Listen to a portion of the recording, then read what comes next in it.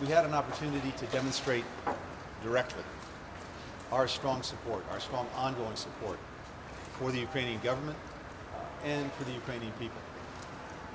This was, in our judgment, an important moment to be there, an important moment for Ukraine, for the war, an important moment to have face-to-face conversations in detail about the extraordinary support that we've provided, security, economic, humanitarian, as well as the massive pressure that we've been exerting on Russia, and then to talk in detail about how we carry that forward across all of those fronts.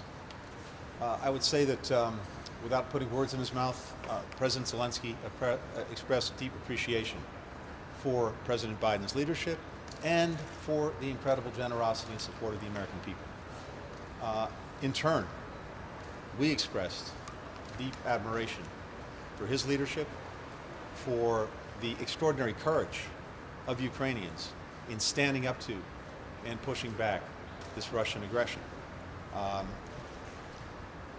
Part of our commitment going forward involves a number of things that I was able to share with President Zelensky yesterday, including the return of American diplomats to Ukraine starting next week, including President Biden's intent to nominate a new ambassador to Ukraine, Ambassador Bridget Brink, currently an ambassador, someone I've served with for a long time, deeply experienced in the region, will be a very strong representative for the United States in Ukraine.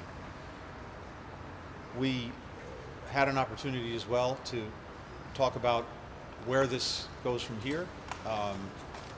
With the success that Ukraine has had, it's also true that Russia continues to try to brutalize parts of the country.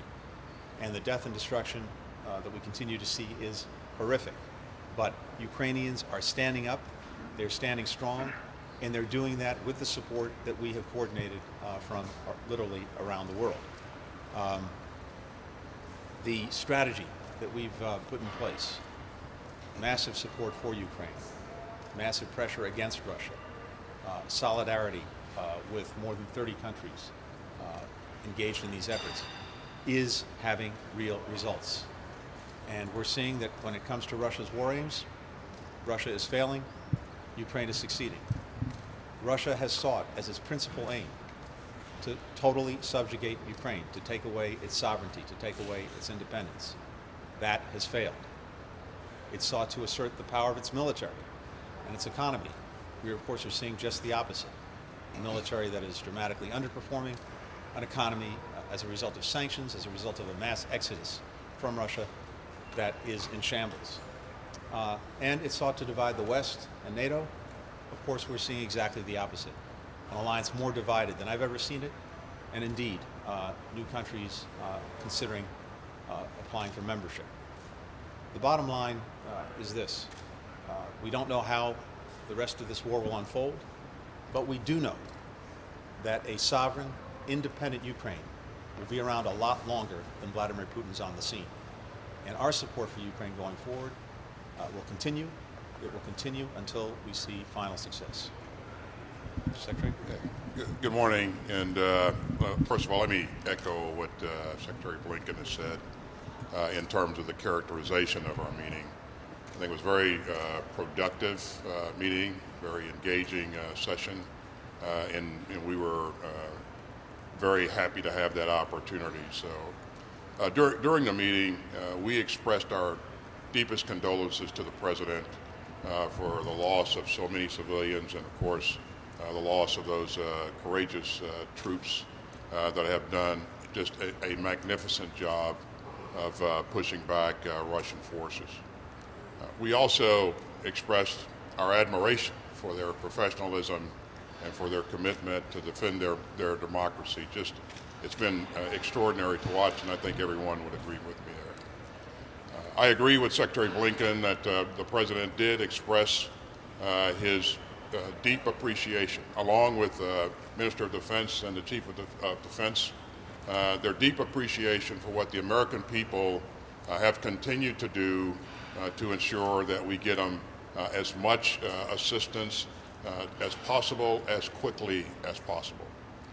So our focus in the meeting was to talk about those things that would enable us to win the current fight and also build for tomorrow.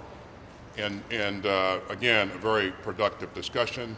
We talked about security force assistance, and we talked about training, and we also talked about the key things that we're going to discuss in the session that I'll conduct tomorrow at Ramstein with a number of ministers of defense and chiefs of defense. This session is focused on doing things to generate additional capability, capacity for the Ukrainian forces. And so it's a great opportunity to get a good update from the Chad, and from the Minister of Defense, and from the President on the things that they are focused on, the things that they need. That'll enable us to have a more productive discussion with the Chads and Ministers of Defense tomorrow. Secretary Austin, Secretary Blinken, I'm just wondering if you could tell us what you saw during your visit to Kyiv, on your journey on the way to Kyiv, and what you saw in the city. Were you able to speak to any Ukrainians outside the government, and what did they tell you, if so?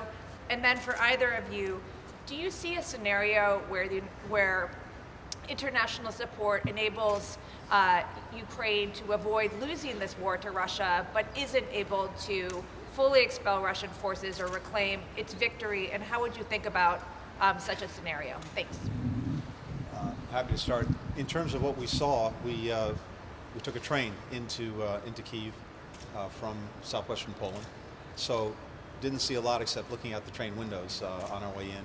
And in Kyiv itself, we went right to the presidential palace. We spent about 3 hours with President Zelensky, with his senior team.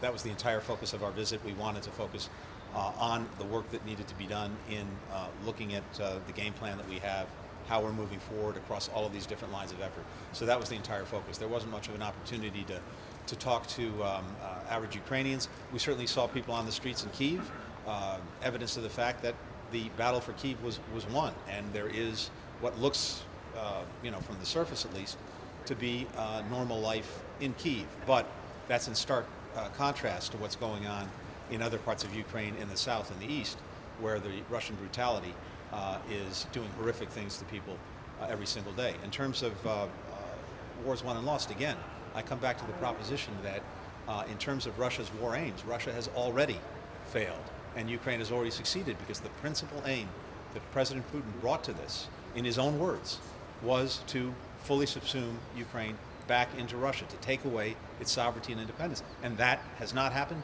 and clearly will not happen. Where the contours of the war goes from here, how much death and destruction continues, obviously that's of deep concern. We want to do everything we can to help the Ukrainians bring this to an end on the best possible terms as quickly as possible. Much of the work that we're doing is enabling them to strengthen their hand, both on the battlefield right now, but also eventually at a negotiation if there is one. I agree with Secretary Blinken. We were focused on the conduct of the meeting and engaging the senior leadership. So we didn't get a chance to do any walkabouts or engage civilians or citizens on the street. On the way in, it did look like things were beginning to come back to normal.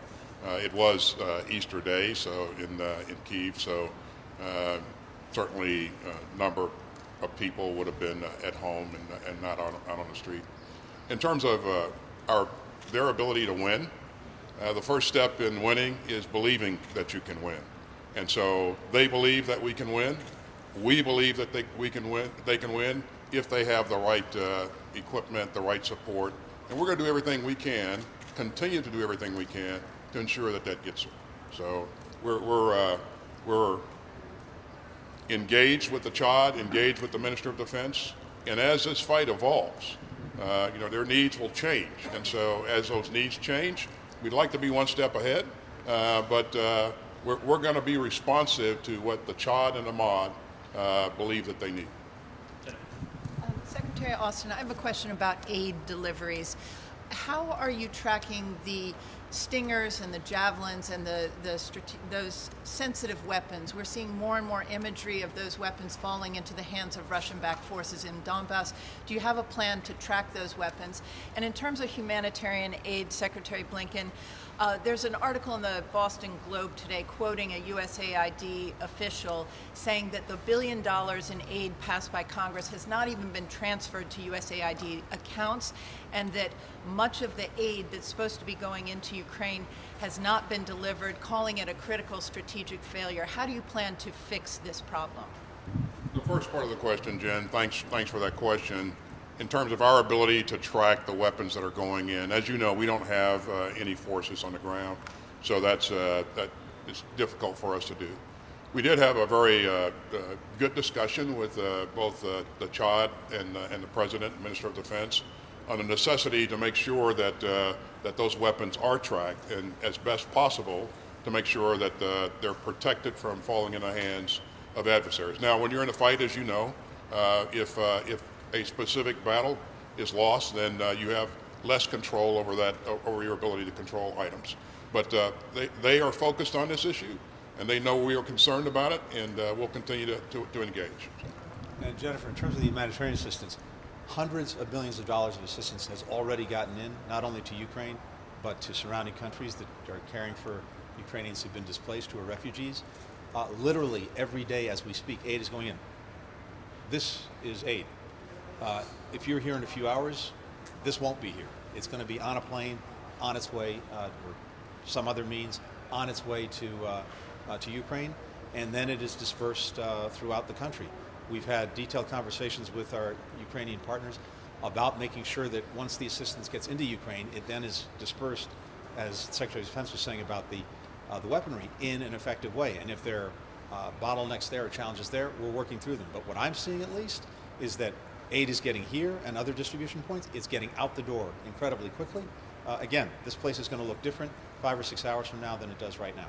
Well, thank you so much. Secretary Austin, you mentioned, keeping abreast with what the Ukrainians need. We've seen, certainly some 155 millimeter howitzers and other things being processed through here. What did President Zelensky say he needs next? And for Secretary Blinken, I understand you may have spoken with the UN Secretary General about his upcoming visits. What is the strategy for engaging, for his engagement or for world engagement with Moscow and with Kiev to see into this thing?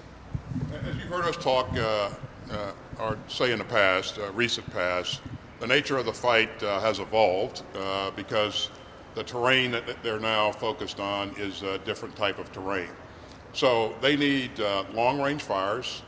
You've heard them express a need for tanks. And we are doing everything that we can to get them the types of support, the types of artillery and munitions that will be effective in this stage of the fight. And so we'll get a chance to, we've done a lot. As you know, you've seen what we've done here in recent past with the recent $800 million authorization provided by the President. Allows us to provide 5 battalions of 155 howitzers, hundreds of thousands of rounds of artillery, and so we're also engaging our colleagues in other countries for the same type of capability. And we see indications early on that they're going to be many countries are going to come forward and provide additional munitions and howitzers. So we're going to push as hard as we can, as quickly as we can, to get them what they need. This will be a great topic of conversation for our meeting tomorrow as we go down to Ramstein.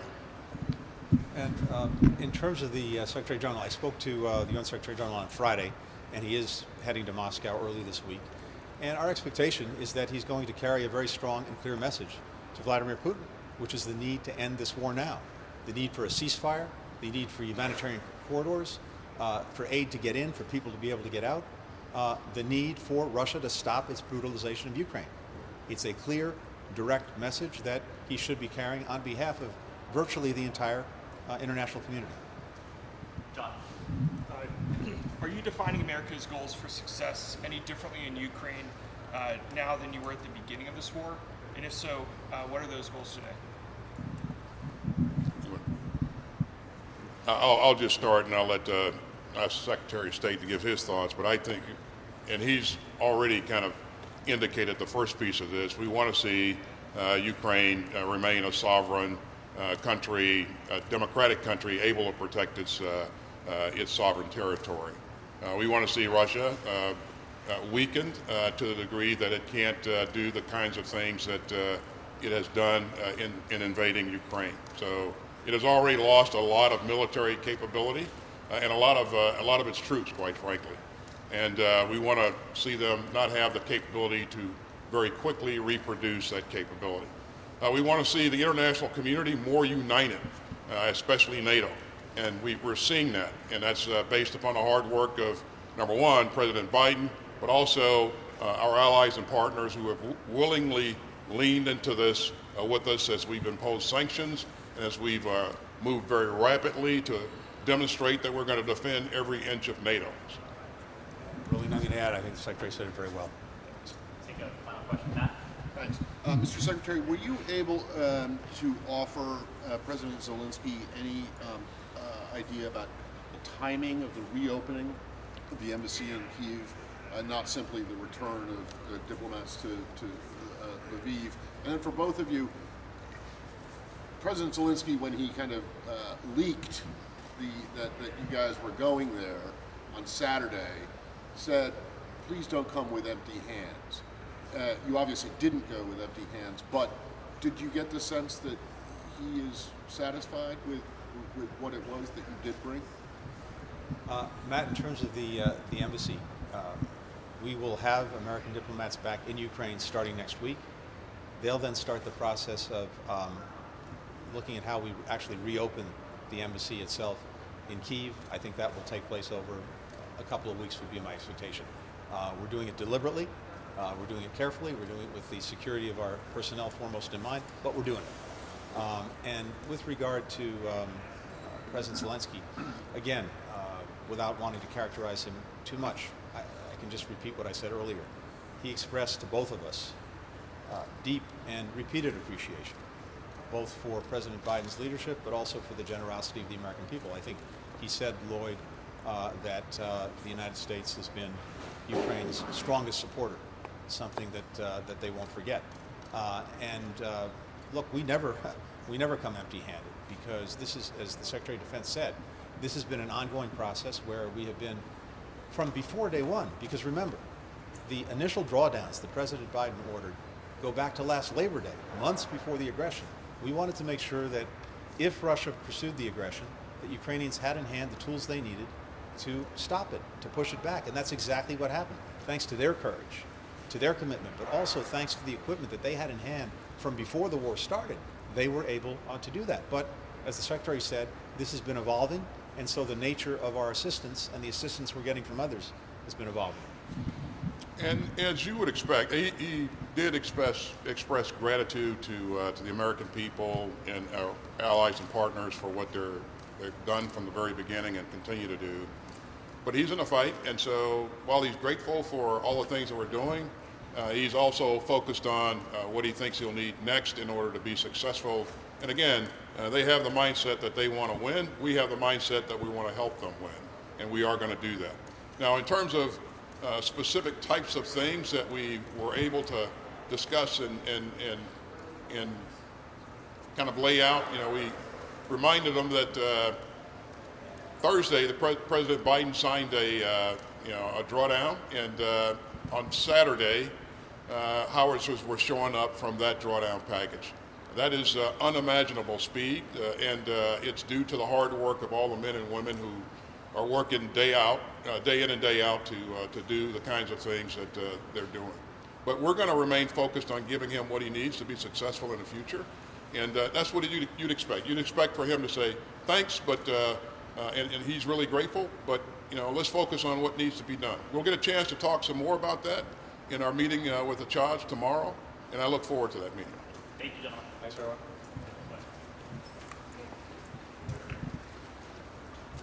All right, thanks, everyone. Press team, I'll show you our vans.